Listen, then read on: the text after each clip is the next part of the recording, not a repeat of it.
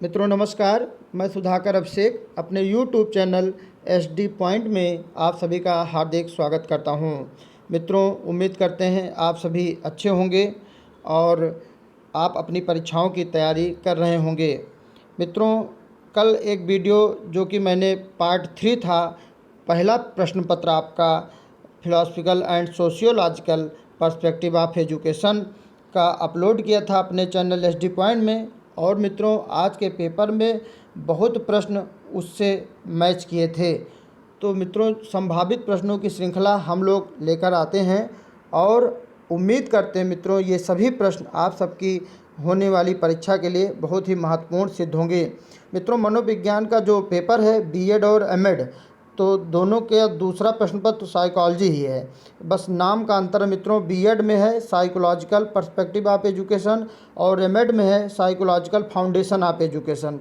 तो मित्रों साइकोलॉजी के कुछ क्वेश्चन कॉमन हैं, तो ये वीडियो बीएड और एमएड दोनों प्रथम सेमेस्टर के लिए उपयोगी सिद्ध होगा।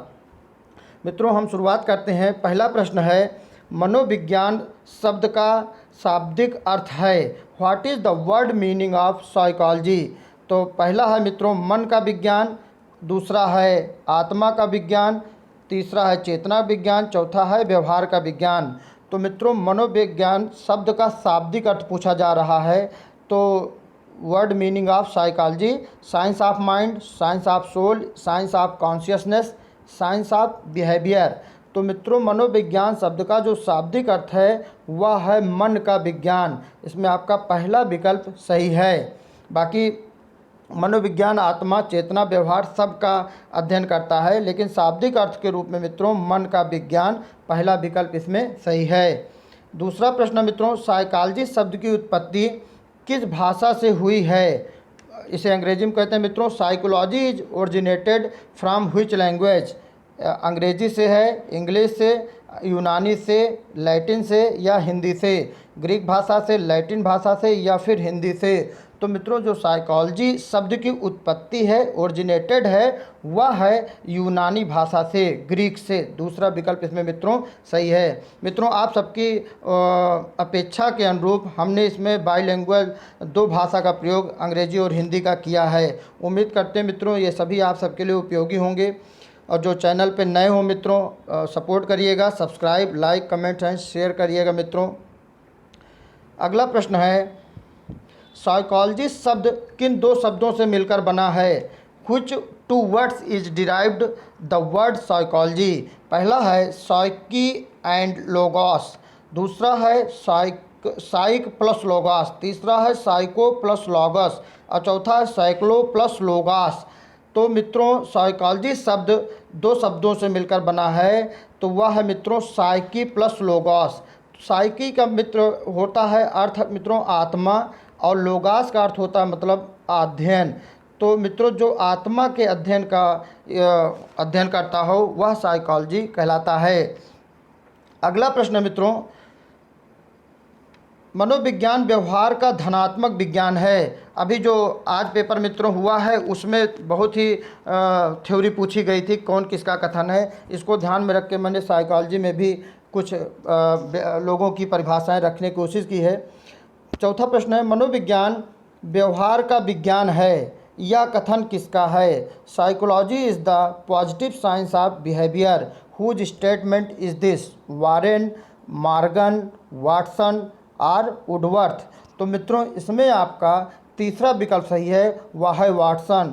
अगर मित्रों व्यवहार की बात आ जाए तो वाटसन को व्यवहारवादी कहा जाता है, इसलिए आपका शॉर्ट फार्मूले में आप समझ सकते हैं मित्रों वाटसन व्यवहारवादी हैं। तो यह कथन जो है वाटसन का है। अगला प्रश्न मित्रों पांचवा प्रश्न मनोविज्ञान वातावरण के संबंध में। मनोविज्ञान वातावरण के संबंध में मानव व्यवहारों का विज्ञान है, यह कथन किसका है। Psychology is the science of activities of the individual in relation to environment, whose statement is this. मित्रों इसका पांचवा का चारों विकल्प यहाँ है। पहला विकल्प है मित्रों जिम्बर्डो, दूसरा है वुडवर्थ, तीसरा वाटसन और चौथा है मॉर्गन। तो मित्रों इसमें आपका दूसरा विकल्प सही है, वह है वुडवर्थ। फिर से प्रश्न मित्रों हम लोग पढ़ देते हैं। मनोविज्ञान वातावरण के संबंध में मानव व्यवहारों का विज्ञान है। तो वातावरण के संबंध में मित्रों अगर आ जाए तो वह वुडवर्थ का है। शॉर्टकट में समझ लीजिएगा मित्रों, बाकी परिभाषाओं में बहुत सारी चीज़ें कॉमन होती हैं। अगला प्रश्न मित्रों, शिक्षा मनोविज्ञान मनोविज्ञान की वह शाखा है जो शिक्षण तथा अधिगम से संबंधित है। मित्रों इसकी अंग्रेजी थ्योरी हम नहीं दे पाए थे, तो जो शिक्षा टीचिंग एंड लर्निंग से रिलेटिव होती है, शिक्षा विज्ञान मनोविज्ञान की वह शाखा। यह कथन किसका है? पहला विकल्प है कोलेस्निक, दूसरा क्रो एंड क्रो, तीसरा है J.M. स्टीफन और चौथा है B.F. स्किनर। तो मित्रों इसमें आपका चौथा विकल्प सही है, वह है B.F. स्किनर। शिक्षा मनोविज्ञान मनोविज्ञान की वह शाखा है जो शिक्षण तथा अधिगम से संबंधित होती है। अगला प्रश्न है, सामान्य रूप में मानव विकास की कितनी अवस्थाएं हैं? How many stages of human development? पहला है गर्भावस्था, दूसरा है शैशवावस्था, तीसरा है बाल्यावस्था और चौथा किशोरावस्था एंड प्रौढ़ावस्था। पांचवा है ये सभी। तो मित्रों गर्भावस्था प्रीनेटल, दूसरा इन्फेंसी शैशवावस्था, बाल्यावस्था चाइल्डहुड, चौथा विकल्प है एडोलसेंस एंड एडल्टहुड। तो मित्रों मानव विकास की अवस्थाएं 5 हैं। तो इसमें आपके गर्भावस्था, शैशवावस्था, बाल्यावस्था, किशोरावस्था, प्रौढ़ावस्था, इसलिए इसमें आपका चौथा विकल्प सही हो जाएगा, ये सभी। 8वां प्रश्न मित्रों, बाल्यावस्था की लगभग आयु क्या है? पहला विकल्प what is the approximate age of childhood? पहला विकल्प है मित्रों 6 वर्ष टू 12 वर्ष, जन्म से 5 वर्ष तक, 13 वर्ष से 18 वर्ष तक और 13 वर्ष से 15 वर्ष तक। तो मित्रों जन्म से 5 वर्ष तक ये तो शैशवावस्था होती है मित्रों, इसलिए इसमें आपका ये विकल्प नहीं सही होगा। और 13 से 18 वर्ष ये भी मित्रों जो है किशोरावस्था की अवस्था होती है, और 13 वर्ष से 15 वर्ष ये मित्रों नहीं सही है। तो जन्म बाल्यावस्था की जो अप्रॉक्सीमेट एज है मित्रों उसमें आपका 6 से 12 वर्ष है, पहला विकल्प सही है। इसको मित्रों पूरा कर देते हैं, 13 वर्ष से 18 वर्ष तक किशोरावस्था। अगला प्रश्न मित्रों, किशोरावस्था तब बहुत महत्वपूर्ण है, बहुत परीक्षाओं में कई बार पूछा गया मित्रों। किशोरावस्था तनाव, तूफान तथा विरोध की अवस्था है, यह कथन किसका है? किशोरावस्था तनाव, तूफान तथा विरोध की अवस्था है। Adolescence is stage of strain, storm and strife, whose statement is this? Skinner, Freud, Hall and Woodworth. तो मित्रों ये जो थ्योरी है बहुत पूछी जाती है, वह है हॉल की। इनका पूरा नाम स्टैनले हॉल था, हॉल। अगला प्रश्न है, वैयक्तिक विभेद के कारण हैं, कॉजेज ऑफ इंडिविजुअल डिफरेंसेज। वैयक्तिक विभेद के कारण है कॉजेज ऑफ इंडिविजुअल डिफरेंसेज। पहला है वंशानुक्रम, दूसरा है वंशानुक्रम हेरिडिटी, वातावरण इन्वायरमेंट, परिपक्वता मैच्योरिटी एंड बुद्धि इंटेलिजेंस, और चौथा विकल्प है उपरोक्त सभी एबव ऑल। तो मित्रों इसमें आपका उपरोक्त सभी हो जाएगा, आपका 10वें में चौथा विकल्प सही है।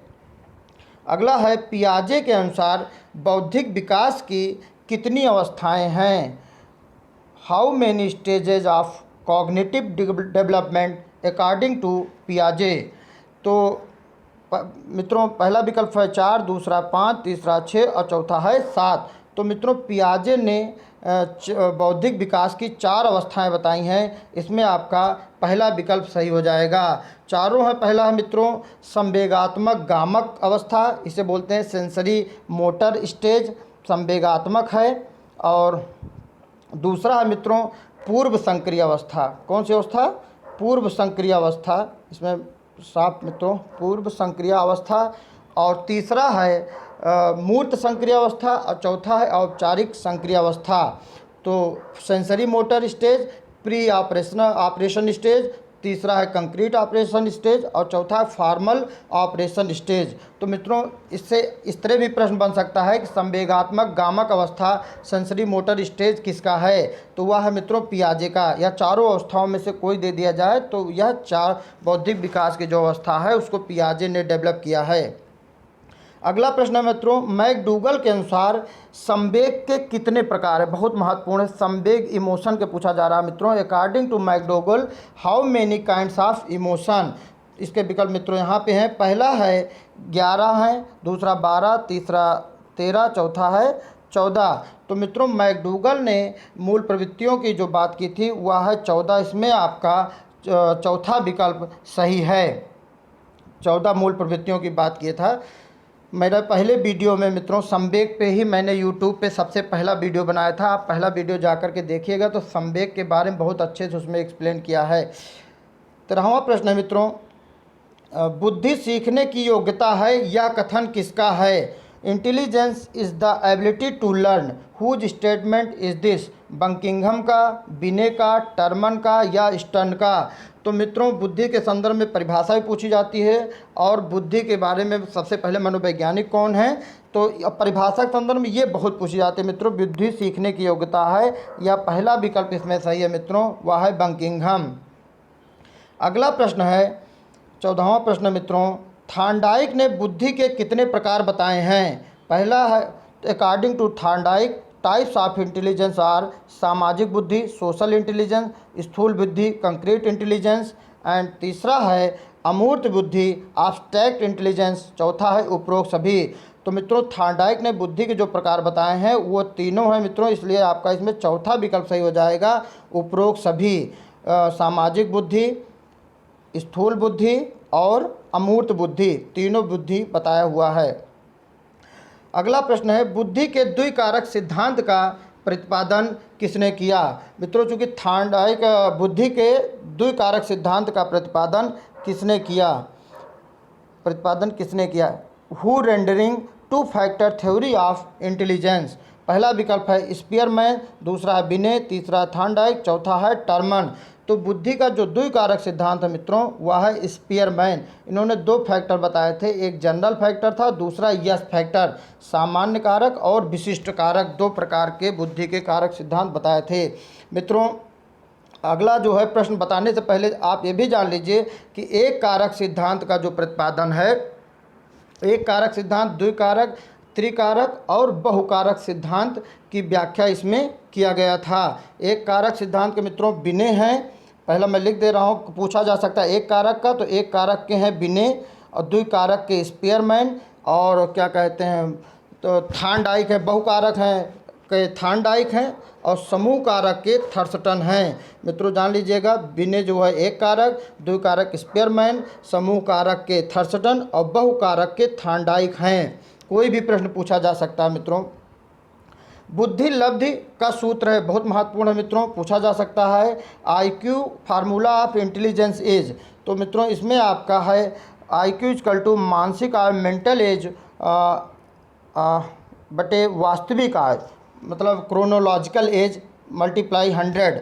दूसरा मानसिक आयु मेंटल एज मल्टीप्लाई वास्तविक आयु क्रोनोलॉजिकल एज मल्टीप्लाई 100।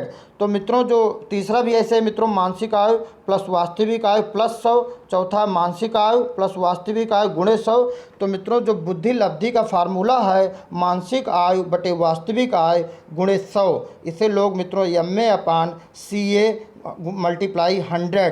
तो ये विकल्प आपका सही, पहला विकल्प सही है। 17वां प्रश्न मित्रों, पर्सनालिटी का उद्भव किस भाषा से हुआ है। पर्सनालिटी का उद्भव किस भाषा से हुआ है। Personality is originated from which language. First option है मित्रों ग्रीक, दूसरा है लैटिन, तीसरा है फारसी पर्सियन, चौथा है अंग्रेजी मित्रों इंग्लिश। तो इसमें आपका दूसरा विकल्प सही है मित्रों, personality originated from which language, वह है लैटिन। तो लैटिन भाषा का कौन शब्द था मित्रों, वह था पर्सोना। पर्सोना है तो इसका अर्थ होता मित्रों मुखौटा, मुखौटा। तो इसमें आपका दूसरा विकल्प सही है, पर्सोना भी पूछा जा सकता है। तो personality is originated from which language, Latin दूसरा विकल्प इसमें सही है। 18वां प्रश्न मित्रों, संबंधवाद सिद्धांत का प्रतिपादन किसने किया। Who explain the theory of connectionism. पहला है पावलॉव, दूसरा टर्मन, तीसरा थॉर्नडाइक और चौथा है लेबिन। मित्रों बहुत महत्वपूर्ण है, संबंधवाद सिद्धांत का प्रतिपादन जिसने किया था वो है थॉर्नडाइक। इसमें आपका तीसरा विकल्प सही है। इसे मित्रों उद्दीपक अनुक्रिया सिद्धांत भी कहते हैं, उद्दीपक अनुक्रिया सिद्धांत भी कहते हैं। मित्रों मैं थोड़ा तेज़ इस पर लिख रहा हूँ, थोड़ा स्पष्ट नहीं आ रहा है, लेकिन आप जान लीजिए उद्दीपक अनुक्रिया सिद्धांत भी कहते हैं। और मित्रों इसको एक तरह से बंधन सिद्धांत भी कहते हैं। इस सिद्धांत के अनुसार सीखना प्रयास व त्रुटि का परिणाम होता है, इसलिए इसे प्रयास व त्रुटि का सिद्धांत भी कहते हैं। मित्रों जान लीजिए यह भी पूछा जा सकता है प्रयास एवं त्रुटि का सिद्धांत किसका, तो थॉर्नडाइक का है। थॉर्नडाइक ने के जो सिद्धांत है उसे अन्य किस नाम से जानते हैं, उद्दीपक अनुक्रिया सिद्धांत कहते हैं। थॉर्नडाइक ने अपना जो प्रयोग किया था वह बिल्ली पर किया था, ठीक है मित्रों, इसलिए इसे उद्दीपक अनुक्रिया सिद्धांत कहते हैं। अगला मित्रों जान लीजिए इसी प्रश्न में जान लीजिए कि स्किनर का भी है, वह है क्रिया प्रसूत अनुबंधन सिद्धांत, जिसे स्किनर ने चूहों पर अपना रिसर्च किया था। और क्या कहते हैं चौथा ऑप्शन इसी में एक और है मित्रों, वह है पावलॉव का। पावलॉव का जो सिद्धांत था वह कुत्तों पर था और उनके सिद्धांत का नाम था क्लासिकल अनुबंध सिद्धांत। क्लासिकल अनुबंध सिद्धांत बहुत पूछा जाता है मित्रों, तो इसलिए जान लीजिए कि एक ही प्रश्न में 3-4 प्रश्न बन जा रहे हैं। संबंधवाद सिद्धांत से बंध सिद्धांत भी कहते हैं और इसे उद्दीपक अनुक्रिया सिद्धांत भी कहते हैं। यह थॉर्नडाइक का द्वारा दिया गया है। थॉर्नडाइक ने अपना प्रयोग बिल्ली पर किया था, स्किनर ने अपना प्रयोग चूहों पर किया था। इस स्किनर के सिद्धांत को क्रिया प्रसूत अनुबंध सिद्धांत कहते हैं, पावलॉव के सिद्धांत को क्लासिकल अनुबंध सिद्धांत कहते हैं। 19वां प्रश्न है मित्रों, अधिगम के नियम हैं। लॉ ऑफ लर्निंग इज अभ्यास का नियम, प्रभाव का नियम, तत्परता का नियम, law of exercise, law of effect, law of readiness. और चौथा विकल्प है मित्रों उपरोक्त सभी। तो मित्रों अधिगम का जो नियम है लॉ ऑफ लर्निंग तो वह है उपरोक्त सभी। 3 नियम मूल रूप से हैं मित्रों, तो वही है उपरोक्त सभी, तीनों विकल्प ऊपर दिए गए हैं। अगला प्रश्न है अभिप्रेरणा किसी कार्य को प्रारंभ करने, जारी रखने अथवा नियंत्रित करने की प्रक्रिया है। यह कथन किसका है? Motivation is the process of arousing, sustaining and regulating activity. Whose statement is this? C.B. Good का, एटकिंसन का, जेम्स ड्रेबर का या मैकडोनाल्ड का? तो इसमें मित्रों आपका चूँकि ये आपका लास्टवां प्रश्न मित्रों, तो इसमें आपका ये बहुत महत्वपूर्ण है। C.B. गुड हैं। यह कथन जो है अभिप्रेरणा किसी कार्य को प्रारंभ करने, जारी रखने अथवा नियंत्रित करने की प्रक्रिया है, यह कथन C.B. गुड का है। मित्रों उम्मीद करते हैं ये सभी प्रश्न आपकी होने वाली सोमवार की परीक्षा जो कि 26 जुलाई को होनी है, आप सबके लिए बहुत ही उपयोगी सिद्ध होगा यह वीडियो। ये अधिक से अधिक शेयर करिएगा मित्रों, उन सभी बच्चों तक पहुंच जाए जो किसी माध्यम से MCQ न्यू पैटर्न को भी अच्छे से नहीं समझ पाए हैं और उनके पास उतने संसाधन नहीं हैं। तो मित्रों मेरी कोशिश है कि आप सभी लोगों को ये सभी वीडियो के माध्यम से आपको अच्छे से अच्छे स्कोर करने में अपना सहयोग दे सकूं।